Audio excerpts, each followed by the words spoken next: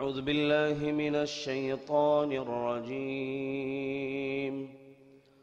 بسم الله الرحمن الرحيم.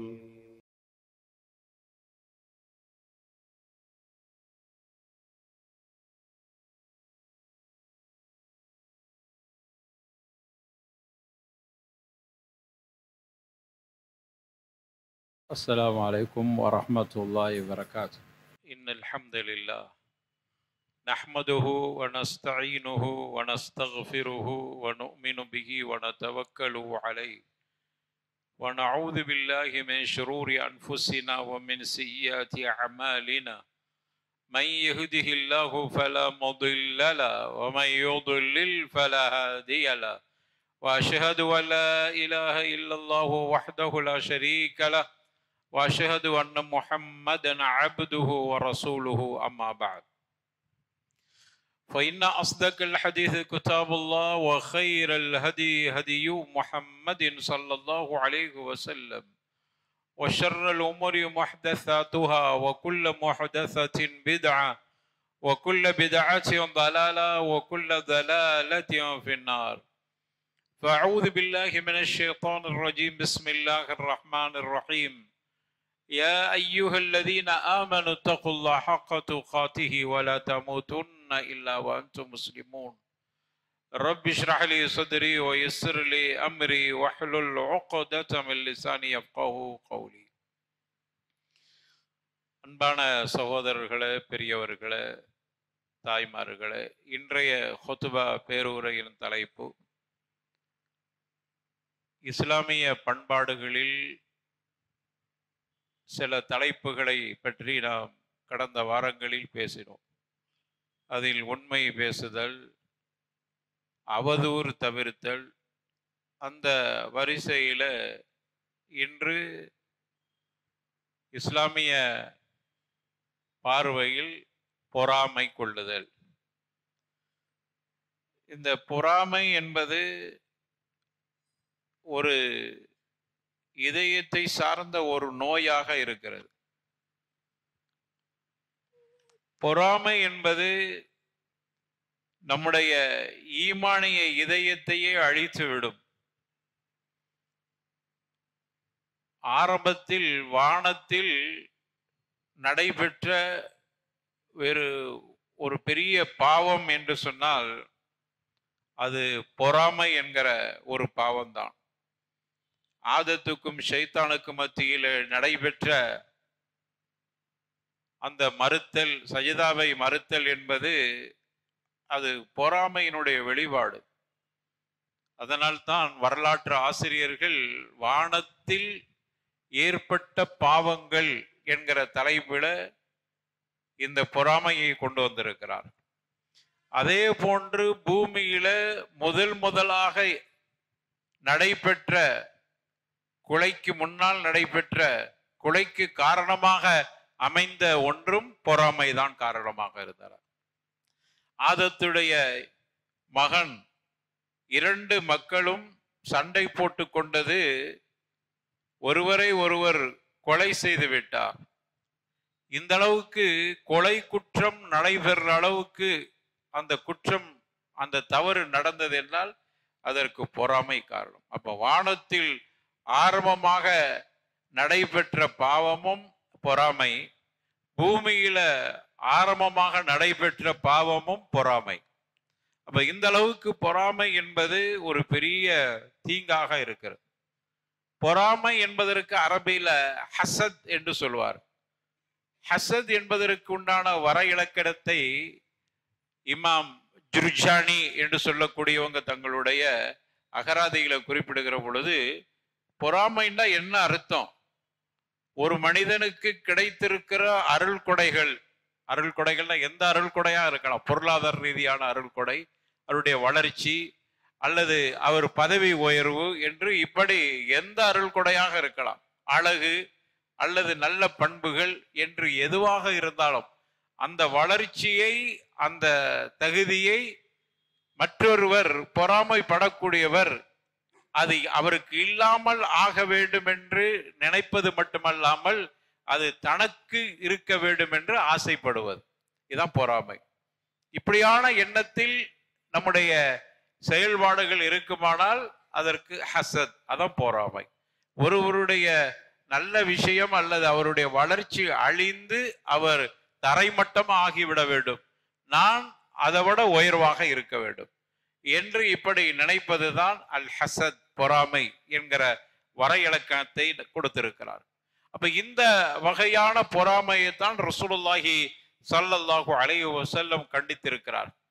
எனவே பொறாமைக்காரன் பிறருடைய வளர்ச்சியை, உயர்வை, இவைகளை கண்டு உள்ளத்தில் ஒரு வெறுப்பை, கெட்ட எண்ணங்களை அவன் வளர்ப்பதால் உள்ளம் நெருக்கடிக்குள்ளாகி விடுகிறது. உள்ளத்துல ஒரு வகையான நெருக்கடி ஏற்பட்டு விடுகிறது. காரணம், அவர் அடுத்தவருடைய வளர்ச்சி விஷயத்தில் பொறாமைப்படுவதால் உள்ளத்துக்குள் நெருக்கடி ஏற்பட்டு அது மிகப்பெரிய பாதிப்பை, ஈமானிய பாதிப்பை ஏற்படுத்தி விடுகிறது. பொறாமை பெரும் பாவங்களில் ஒன்றாக இருக்கிறது. நன்மைகளை அழித்து விடுகிற அளவுக்கு பொறாமைக்கு அவ்வளவு பெரிய பாவமாக இருக்கிறது. நம்ம செய்யற நன்மையை கூட அழித்து விடும். பொறாமை என்பது ஒரு அபாயகரமான ஒரு நோயாகவும் பாவமாகவும் இருக்கிறது. எந்த அளவுக்கு என்றால், அல்லாஹ் தனது திருமறையில இப்படியே கேட்கிறான், அம் யஹ்ஸதூனன் நாஸ அலா மா ஆத்தாஹுமுல்லாஹு மின் ஃபத்லிஹி. அல்லாஹ்வுடைய அருளால் ஒருவருக்கு அல்லாஹ் எல்லா வகையான அருளையும் கொடுத்திருக்கிறார். ஒருவர் சிறப்படைந்திருக்கிறார் என்றால் அல்லாஹ்வுடைய ஃபதுல், அல்லாஹ் அவருக்கு கொடுத்தது. அல்லாஹ் அவருக்கு கொடுத்ததை இவர்கள் பொறாமை கொள்கிறார்களா? அல்லாஹ் கேட்கிறான். அவர்கள் பொறாமை கொள்வது என்பது ஏன் பெரும் பாவமாக இருக்கிறது என்றால், அல்லாஹ் கொடுத்த அருள் கொடைக்கு சவாலாக இவர் பொறாமை கொள்கிறார். அவருக்கு இதை அல்லாஹ் கொடுத்திருக்கிறானே அப்படின்னு நினைத்து, அல்லாஹ் எனக்கு அதே மாதிரி தாய் என்று கேட்டு விட்டால் அது தவறு அல்ல. ஆனால் அவருக்கு அல்லாஹ் கொடுத்து விட்டான, தகுதி இல்லாதவனுக்கு அல்லாஹ் கொடுத்திருக்கிறானே என்று அல்லாஹுடைய ஆற்றலை, குதிரத்தை, தகுதியை, ஃபதுலை இவர் கொச்சைப்படுத்துகிறார். அதனாலதான் இவ்வளவு பெரிய பாவம் பொறாமை. ஷைத்தான் அப்படித்தானே ஆதத்தை பற்றி அல்லாஹ்விடத்துல சொன்னது. அது எப்படி நான் அவருக்கு சஜதா செய்ய முடியும்? ஏற்றுக்கொள்ள முடியவில்லை. அல்லாஹ்வுக்கு புத்தி சொல்கிறான், அல்லாஹ்வுக்கு திருத்தத்தை சொல்லிக் கொடுக்கிறான். அதே மாதிரிதான் ஒவ்வொரு பொறாமைக்காரனும் அவனை அறியாமலே அல்லாஹ்வுக்கு திருத்தத்தை கற்றுக் கொடுக்கிறான். இது சொல்வதற்கு கூட நம்முடைய ஈமான் கொஞ்சம் அச்சம் ஏற்படுகிறது. இந்த வார்த்தையை சொல்வதற்கு கூட நம்ம அச்சப்பட வேண்டி இருக்கிறது. ஆனால் நம்ம சாதாரணமா பொறாமைப்படுறோம். நீங்க இப்படி நினைத்து பாருங்கள், பொறாமைப்படுவது என்பது அல்லாஹ் ஒருவருக்கு வழங்கி இருக்கிறான். அந்த வழங்கினது அது சோதனைக்கு வழங்கி இருக்கலாம். ஒருவனுக்கு தகுதி இல்லாமல் அல்லாஹ் கொடுத்து அவனை சோதிக்கலாம். அது அல்லாஹ்வுக்கு அவனுக்கு மத்தியில உண்டான விஷயம். நீ பொறாமைப்படுவது அல்லாஹ் கொடுத்ததை நீ தவறாக இருக்கிறது என்று அல்லாஹ்வுக்கு திருத்தத்தை கொடுப்பதற்காக வேண்டி நீ சொல்வதை போன்று இருக்கிறது. அதனாலதான் இது ஒரு பெரும் பாவம் என்று இஸ்லாம், அதைத்தான் அல்லாஹ் சொல்கிறான், அம் யஹ்ஸதூனன் நாஸ அலா மா ஆத்தாஹுமுல்லாஹு மின் ஃபத்லிஹி. அல்லாஹ்வுடைய அருளால், கிருபையால், அவனுடைய ரஹ்மத்தால் அல்லாஹ் அவர்களுக்கு வழங்கியிருப்பதை இவர்கள் பொறாமை கொள்கிறார்களா என்று அல்லாஹ் கேட்கிறான். எனவே ஒரு மனிதனிடத்துல பொறாமை இருந்ததென்றால் அங்கு ஈமான் கண்டிப்பா இருக்காது. ஈமான் இருப்பதற்கு தகுதி இல்லாத இதயமாக அது மாறிவிடும். இத ரசூலுல்லாஹ் சொல்றாங்க, லா யஜ்தமிஆனி ஃபீ கல்பி ஆபிதின் அல் ஈமானு வல் ஹஸது என்று சொன்னார். இரண்டும் ஒரு சேர ஒரு மனிதனுடைய உள்ளத்தில் இருக்காது. ஒன்று ஈமான், மற்றொன்று ஹசத். ஹசதும் ஈமானும் இரண்டும் சேர்ந்து ஒரு மனிதனுடைய உள்ளத்தில் இருக்காது. ஏதாகிலும் ஒன்று இருக்கும் என்றால் இன்னொன்று வெளியே போய்விடும். ஈமான் இருக்கிறது என்றால் ஹசது கண்டிப்பா இருக்கக்கூடாது. ஹசது, பொறாமை இருக்கக்கூடாது. பொறாமை இருந்துச்சுன்னா ஈமான் அங்கு இருக்காது. அப்படியானால் பொறாமை படக்கூடிய ஒவ்வொருவர்களும் இதை நினைக்கும். நீங்க பாக்குறோம், பொறாமை என்பது தொழுகை, இபாதத்து, மாஷா அல்லாஹ் அப்படின்னு சொல்ற அளவுக்கு உள்ளவர்கள் கூட குடும்பத்தில் ஒருவர் கொஞ்சம் வளர்ச்சி அடைந்து விட்டாலே பொறாமை. சமுதாயத்தில் ஒருவர் கொஞ்சம் வளர்ந்து வருவதை பிடிக்கவில்லை. அவன் கெட்டவனா இருந்துட்டு போறான, அல்லாஹ் கொடுக்கறான். அல்லாஹ் சொல்ற, நான் கொடுக்கறேன், எனக்கு தெரியும், நீ எனக்கு பாடம் எடுக்கிறாயா? பொறாமைப்படக்கூடியவர்கள் அல்லாஹ்வுக்கு பாடம் எடுக்கிறார். நீ அல்லாஹ் தகுதி இல்லாதவனுக்கு கொடுத்துட்டிய, அவனுக்கு தெரியும்பா அவன் ஏன் கொடுத்தான் என்பதை அவன் பார்த்து கொள்வான். நீ அப்படி கூட சொல்லக்கூடாது. இதான் பொறாமை. அப்போ பொறாமை கொள்ளுகிற பொழுது உன்னுடைய கல்வியில ஈமான் இல்லாமல் போய்விடுகிறது. இன்னைக்கு சமூகத்துல சாதாரணமாகிவிட்டு தம்பியுடைய வளர்ச்சி அண்ணனுக்கு பிடிக்கிறது இல்லை, ஒரு நெருங்கிய உறவினர்களுடைய வளர்ச்சி இவருக்கு பிடிப்பது இல்லை. இந்த பிடிக்காத காரணத்தால் பொறாமை கொள்கிறார். பொறாமை என்பது எவ்வளவு பெரிய ஒரு இதயம் சார்ந்த ஈமானை அரித்து விடுகிற நோய் என்பதை புரிந்து கொள்ள வேண்டும். அப்ப இதிலிருந்து நாம் தவிர்த்து கொள்ள வேண்டும். இந்த பண்பாடு, இந்த பண்பு முஸ்லிம்கள்ட்ட மிக வேகமாக குறைந்து வருகிறது. நல்ல தொழுகை இபாதத்தான முஸ்லிம்கள், நல்ல அகீதாவை படித்த முஸ்லிம்கள், நல்ல மாஷா அல்லாஹ் மார்க்கத்தோடு பயணிக்கிற முஸ்லிம்கள் தங்களுடைய கூட பிறந்தவர்களுடைய வளர்ச்சியை கூட பொறுத்து கொள்ளாதவர்களாக இருக்கிறார். இதான் பொறாமையினுடைய ஒரு யதார்த்தம். எனவே அதிலிருந்து விடுபட வேண்டும். அப்பதான் நம்முடைய ஈமானை பார்த்து இது தெரியாமலே ஈமான் வெளியில போய்விடுது. நிறைய நம்ம பல நேரங்களில் இந்த சாதாரணமான விஷயம் என்று விட்டு விடுகிறோம். ஆனா இதான் பெரிய விஷயம். உன்னுடைய ஈமானுக்கு அங்கு வேலை இல்லாமல் ஆகி விடுகிறது. பொறாமை இருக்கிற இடத்துல ஈமான் இருக்காது. ஈமானுக்கும் பொறாமைக்கும் மிகப்பெரிய ஒரு எதிர். அப்படி இருக்கிற பொழுது நம்மளை அறியாமலே ஈமானை இழந்துகிட்டு இருக்கிறோமா நினைக்கணும். மொட்டையா சொல்லுகிற பொழுது அது எப்படி பொறாமை கொண்டா எப்படி ஈமான் இழக்க முடியும்? ஷிருக்கு செஞ்சாதானே, அது மட்டும் தான் நமக்கு தெரியும். ஷிருக்கு செஞ்சா ஈமான் போயிடும் அப்படிங்கறது மட்டும்தான் நம்ம தெரிந்து வைத்திருக்கிறோம். ஆனால் பொறாமையின் மூலமாக ஈமான் போய்விடும். ரசூலுல்லாஹ் சொல்றாங்க, ஒரே நேரத்தில் இரண்டும் ஒரு இடத்தில் குடியிருக்காது. ஈமான் எங்க குடியிருக்கிறது? உன் கல்புல. பொறாமை கல்புல இருந்தா உருவாகுது. அப்படி இருக்கிற பொழுது பொறாமை இருக்கிற இடத்துல ஈமான் இருக்காது. தெரியாமலே ஈமான் அங்க அழிந்து போய்விடுகிறது. அதனால் மிகவும் கவனமாக இருக்க வேண்டும். ரசூலுல்லாஹி ஸல்லல்லாஹு அலைஹி வஸல்லம் சொன்னாங்க, வலா தபாகது வலா தஹாசது. நீங்க வெறுப்பு கொள்ளாதீர்கள், பொறாமை கொள்ளாதீர்கள். அல்லாஹ்வுடைய தூதர் ஸல்லல்லாஹு அலைஹி வஸல்லம் அவர்கள் தடுத்திருக்கிறார். நீங்கள் வெறுப்பு கொள்வது எவ்வளவு பெரிய தவறு, அதே போன்று பொறாமை கொள்வதும் தவறாக இருக்கிறது.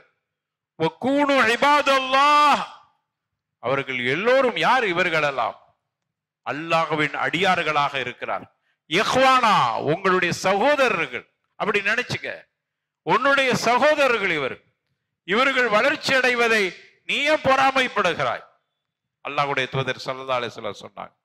எனவே நம்முடைய தீனுடைய வாழ்க்கையிலும் துனியாவுடைய வாழ்க்கையிலும் இந்த பொறாமை மிகப்பெரிய இடையூறு செய்யக்கூடியதாக இருக்கு. துனியாவிலும் அவனுக்கு நிம்மதி இல்லை, அவனுடைய ஈமானுக்கும் அங்கு சரியான தீனுக்கும் அது உகந்ததாக இல்லை பொறாமை என்பது. எனவே அப்படியான ஒரு மோசமான ஒரு நோயாகத்தான் இந்த பொறாமை இருக்கிறது. அது மட்டுமல்ல, இந்த பொறாமை இறைவன் இப்படி பொறாமை கொள்ளக்கூடியவர்களை இறைவன் வெறுக்கிறான். அது மட்டும் ஏன் வெறுக்கிறான் என்றால் அல்லாஹுடைய கதிரை இவன் வெறுக்கிறான் அப்படின்னு ஆகிவிடும். அல்லாஹுடைய கதிர், ஒரு மனுஷனுக்கு அல்லாஹ் ஏதாவது ஒரு சிறப்பை கொடுத்திருக்கிறான், எனக்கு பிடிக்கல, அவனுக்கு கொடுத்த சிறப்பு எனக்கு பிடிக்கல அப்படின்னு நான் நினைக்கும் போது எப்படி ஆகிவிடும் என்றால், அல்லாஹுடைய கதிர்ல அல்லாஹுடைய விதியில இவருக்கு இந்த சிறப்பை கொடுக்கணும்னு அல்லாஹ் விதியில எழுதி வைத்திருக்கிறான். அதனால அல்லாஹ் கொடுத்திருக்கிறான். இப்ப எனக்கு பிடிக்கல, அவனுக்கு அவனுடைய உயர்வு எனக்கு பிடிக்கலன்னா நான் அவனை வெறுக்கவில்லை, மாறாக அல்லாஹுடைய விதியை வெறுப்பதை போன்று இருக்கிறது. அதனாலதான் இது அல்லாஹ் அவனை வெறுக்கிறான். அல்லாஹுடைய விதியை வெறுத்து விட்டால் அவன் இப்லீஸோடு கூட்டணி வைத்துக் கொள்கிறான், ஷைத்தானோடு கூட்டணி வைத்துக் கொள்கிறான். ஒரு மனுஷன் ஷைத்தானோடு கூட்டணி வைத்தால் உருப்படுவானா? அவன் சொர்க்கத்துக்கு போவானா? ஷைத்தான் எங்கே செல்கிறானோ அங்கே அழைத்து செல்வான். இவனை அறியாமலே ஷைத்தானோடு கூட்டணி வைத்துக் கொண்டான். யாரெல்லாம் ஷைத்தானோடு கூட்டணி வைக்கிறார்களோ அவர்கள் பொறாமைப்படுவார். ஏனென்றால் பொறாமைக்காரன் அல்லாஹுடைய கதிரை வெறுக்கிறான். இந்த அளவுக்கு நமக்கு இந்த பொறாமையினுடைய ஆபத்தை சொல்லி தர்றாங்க. எனவே அவன் ஷைத்தானோடு கூட்டணி வைக்கும் போது நல்லவர்களை வெறுக்க ஆரம்பித்து விடுவான். எந்த அளவுக்கு என்றால் யதார்த்தத்திலேயே பொறாமை கொள்ளக்கூடியவர். குர்ஆன்ல கூடாதுன்னு இருக்குது, சுன்னாவுல கூடாது இருக்குது என்பதை தாண்டி நடைமுறையில கூட பாருங்கள், பொறாமை கொள்ளக்கூடியவர்களுக்கு அல்லாஹ் இந்த உலகத்துல 5 வகையான தண்டனைகளை கொடுத்து விடும். இவன் பட்டு யார் மீது பொறாமைப்படுகிறானோ அந்த பொறாமை படப்பட்டவன் இருக்கிறானே அவனிடத்தில் இது போய் சேர்றதுக்கு முன்னாடி பொறாமை கொள்ளக்கூடியவன். அரபியில சொல்லுவாங்க, இவன் ஹாசித், அவன் மஹ்சூத். இவன் பொறாமை கொள்ளக்கூடியவன், அவன் பொறாமை கொள்ளப்பட்டவன். அப்படி பொறாமை கொள்ளப்பட்டவனுக்கு இந்த பொறாமை சென்றடைவதற்கு முன்னால் 5 வகையான தண்டனையும் ஆபத்தும் இவனை அங்கு கவ்வி கொள்கிறது.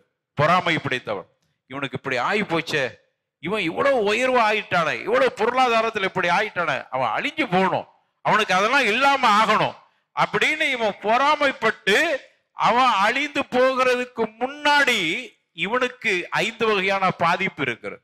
இதுதான் யதார்த்தம். ஒன்று, நிரந்தரமான நீங்கா துயரம். இது உண்மையிலேயே யதார்த்தம்.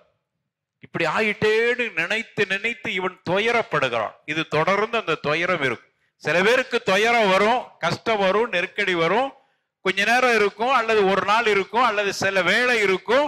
இவர் தன்னை சரி செய்து கொள்வார், அது போய்விடும். துயரமே இருந்தாலும் 2 நாள் 3 நாள் அப்புறம் தன்னை தேர்த்தி கொள்வார். ஆனா பொறாமைக்காரன் அப்படி அல்ல. இவன் இப்படி ஆயிட்டானே உயர்ந்தால் நினைத்து நினைத்து இவன் நீங்காத துயரமுடையவனாக ஆகிவிடுகிறான். யாரு? பொறாமைப்பட்டவன். இரண்டாவதாக, முசீபத்துன் லா யுஜர் அலைஹா. இரண்டாவது, அவனுக்கு ஏற்படுகிற சோதனைகள் கூலி கிடைக்காத சோதனை. சோதனை 2 வகை. ஒரு சோதனை கூலி வழங்கப்படுகிற சோதனை. அல்லாஹ் ஒரு மனுஷனுக்கு ஒரு சோதனையை கொடுத்துட்டா நம்ம என்ன சொல்லுவோம்? மார்க்க என்ன சொல்லி தருகிறது?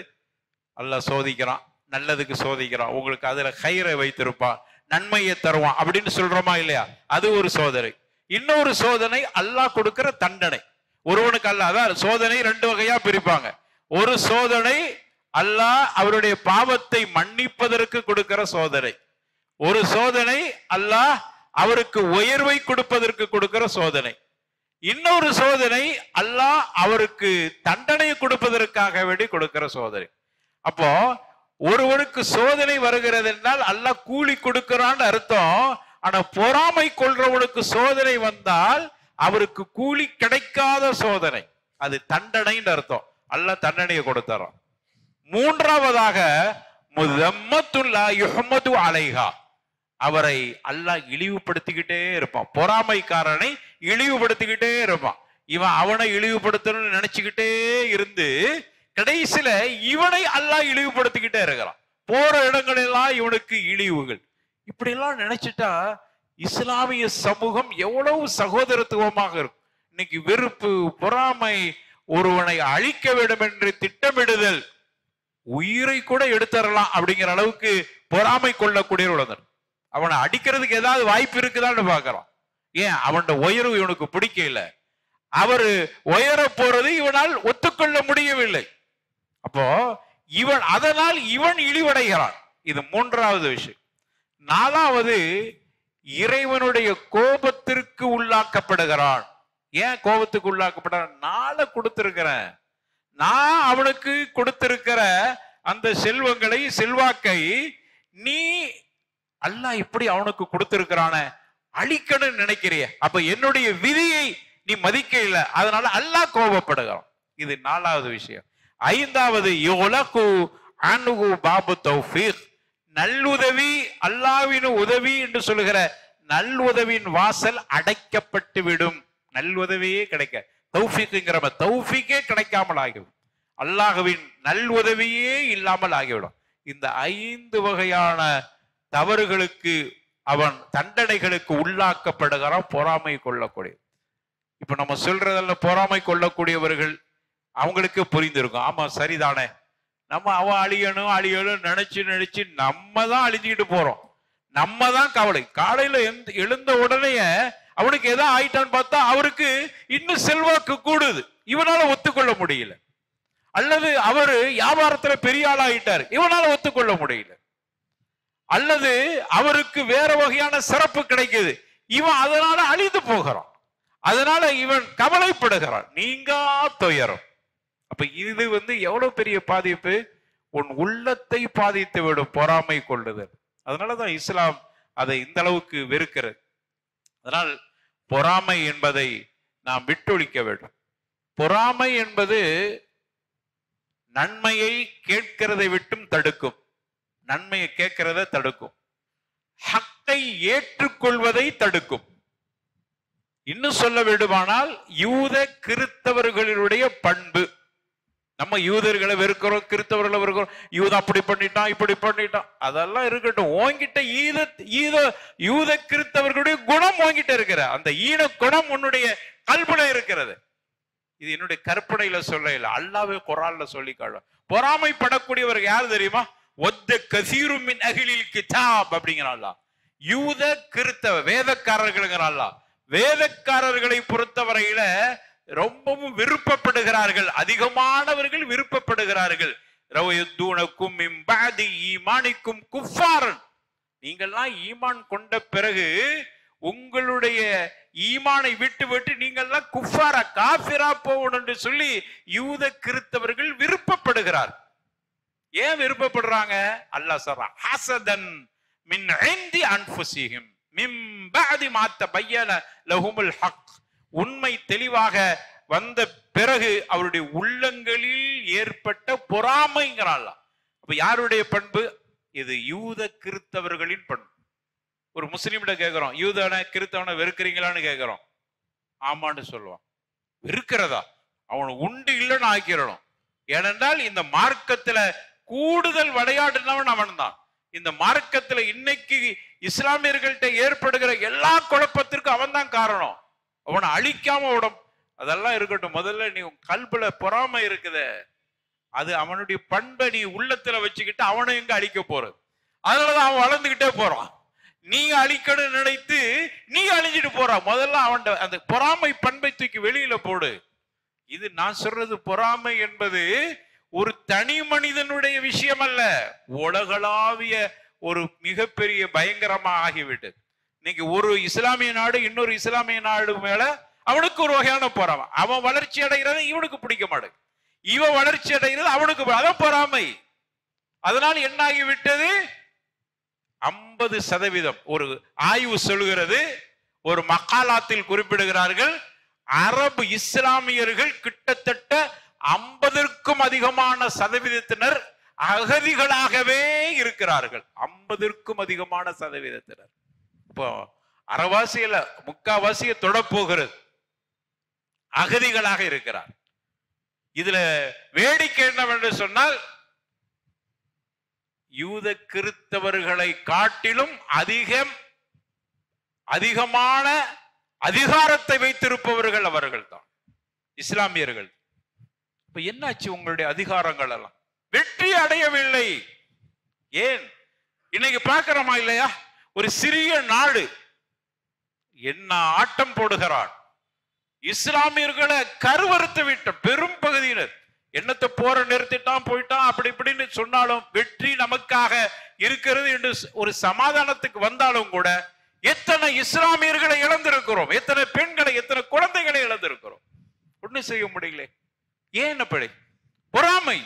இவன் வளர்ச்சி அவனுக்கு பிடிக்கல, அவன் வளர்ச்சி அவனுக்கு பிடிக்கல. எங்க வரைக்கும் போயிடுச்சு பாருங்க. பொறாமை என்பது உன்னையே அழித்து கொண்டாலும் கூட கவலைப்படாத அளவுக்கு ஆயிட்டு. நீ எங்க யூதனை போய் அழிக்க, நீ எங்க கிறிஸ்தவனை போய் அழிக்கணும்னா நம்ம எந்த மதத்தையும் அழிப்பதுன்னு இல்ல, நமக்கு எதிராக இருக்கிறவர்களோடு நாம் போராடணும் என்கிற அந்த எண்ணம் இல்லாமல் ஆகி, அல்லது போராடுனா பரக்கத்து இல்லாமல் ஆகிவிடும். நம்மளும் போராடுறோம், பரக்கத்து இல்லை. காரணம் அவர்களுடைய பண்பை என்னுடைய கல்வில இருக்கிறது, அவன் பண்பு என்கிட்ட இருக்குது. எங்க போராடி என்ன பையன், அதை கலட்டிட்டு வா. பொறாமை என்கிற பண்பை தூக்கி வீசிட்டு வந்து அதுக்கு பிறகு நீ போராடு. குறைந்த எண்ணிக்கையில் வெற்றி உனக்கு அல்லாஹ் கொடுப்பான். நீ இவ்வளவு வைத்து கொண்டு சுத்தி உட்கார்ந்து கொண்டு அவன் அடிக்கிறான்டா, நீ சுத்தி இருக்கிறிய உன்னுடைய அந்த பண்பை தூக்கி வெளியில போடு, பொறாமை பண்பை. அப்புறம் எல்லாம் உனக்கு அல்லாஹ் வெற்றியை தந்துடும். இங்கே எடுத்துக்கொள்வோம் இஸ்லாமியர்கள்ட்ட. ஏன் இத்தனை அணிகள்? பகையம் பைனகம்ங்கிற அல்லாஹ். அவர்கள் ஒருவரை ஒருவர் மிகைக்க வேண்டும் என்கிற பொறாமை காரணம். அதனாலதான் பழைய சொல்றாங்க, முகலாயர் காலத்தில் கட்டப்பட்ட பள்ளியை இழந்துருவோம் போல தெரியுது, போராடுவோம். அப்படி இப்படி போராடுறதுக்கு முன்னாடி ஒன்ன திருத்துப்பா, ஒன்ன உத்துப்பார். என்ன செஞ்ச நீ? பள்ளிவாசலுக்காக என்ன இருக்கிற பள்ளியில என்ன செய்து கொண்டு இருக்கிறாய்? பள்ளிவாசல் அங்க போயிருச்சுன்னு கவலைப்படு, இங்க இருக்கிற பள்ளிக்கு என்ன செய்யறா தெரியணுமா இல்லையா? இது ஒரு ரெண்டு பக்கம் நம்ம பாடம் எடுக்க வேண்டி இருக்கிறது. ஒன்று, நம்ம அதுல எடுக்க அதையும் பாதுகாக்கணுங்கிற பாடமும் இருக்குது. அதுக்கு முன்னாடி உன்னை சரி செய்து கொள் என்கிற பாடம்.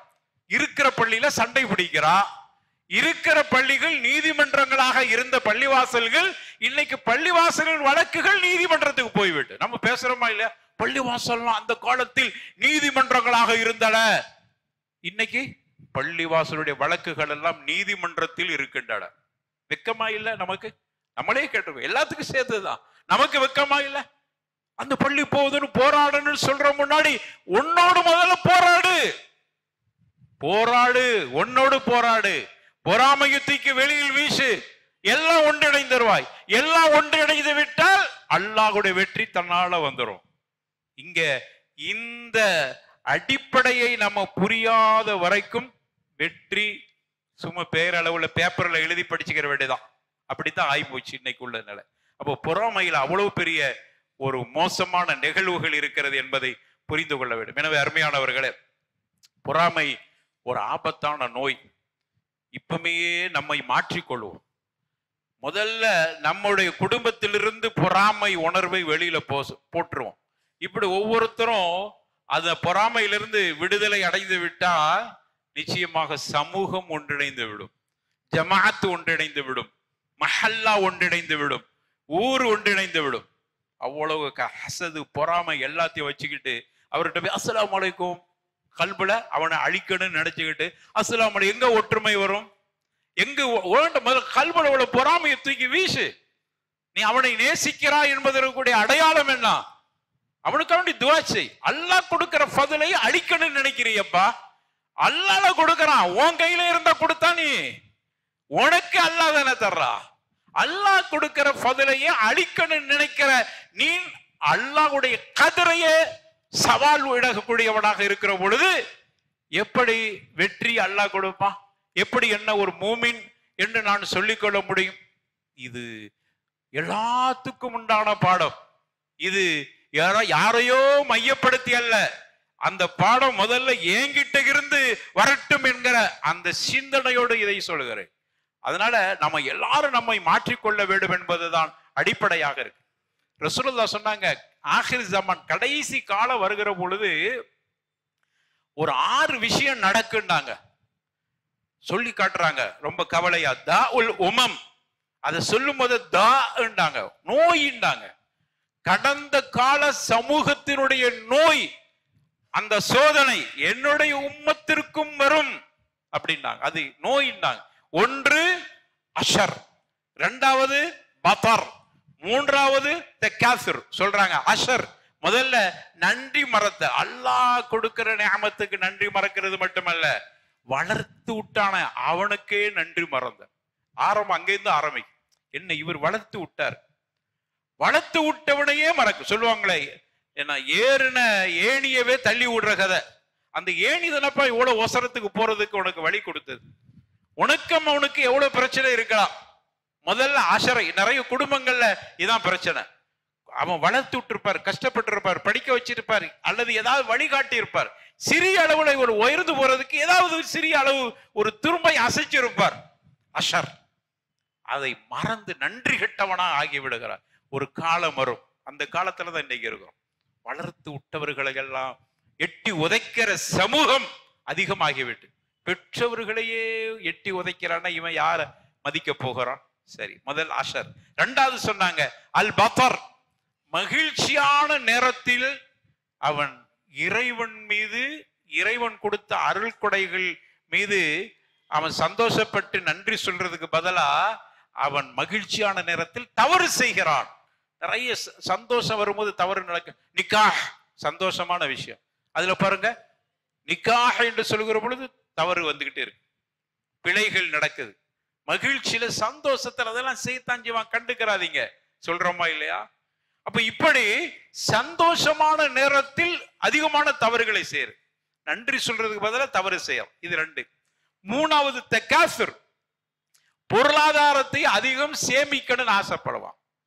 அவன் பொருளாதாரத்தை அதிகம் சேமிக்கணும்னு ஆசைப்பட்டுட்டாலும் கூட பரவாயில்லை, அடுத்தவர்களுடைய பொருளாதாரத்தின் மீது அதிகம் கவனம் எடு. நடக்குதா இல்லையா?